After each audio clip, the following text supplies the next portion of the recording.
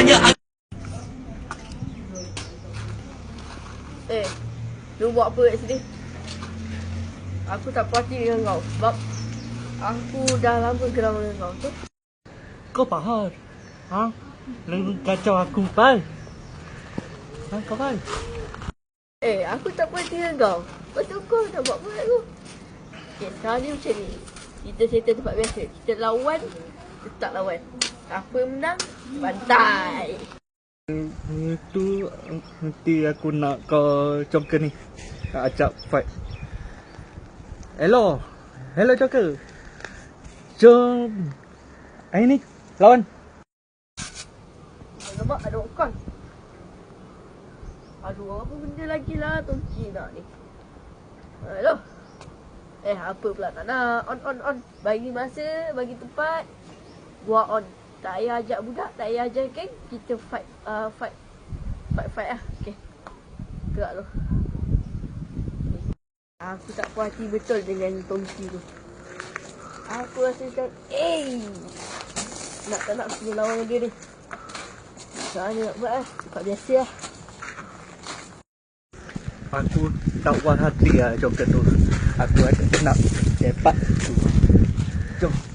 Kita lawan. Malam ini Joker akan manti dengan aku. Confirm manti kat Joker. Siap tak Joker?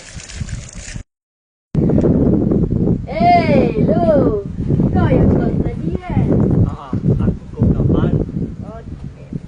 Kau tak buat hati aku kan? Memang aku tak buat hati kau.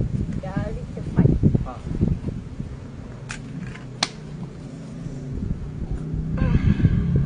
Gua bantang.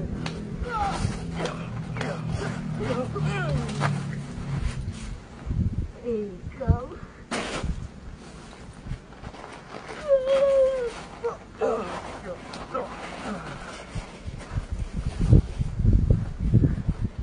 Itu aku lawan dengan kau. Malam ini aku akan cuba kau repeat balik gaduh kita. Apa jam? Boleh? Buat tadi goyang ah. Lu nampak ah lutut tadi goyang. Alamak. Boleh on. Aku nak rumah Tongki ah. Tak tanya ni. Aku tu goyang.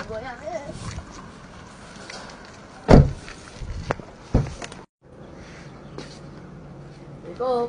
Again. Oh lagi. Shen. Kau jangan datang rumah aku. Sekejap aku. Relax. Malam ni aku nak tanya kau satu benda je. Malam ni jadi nak fight aku. Jadi logik habak bye.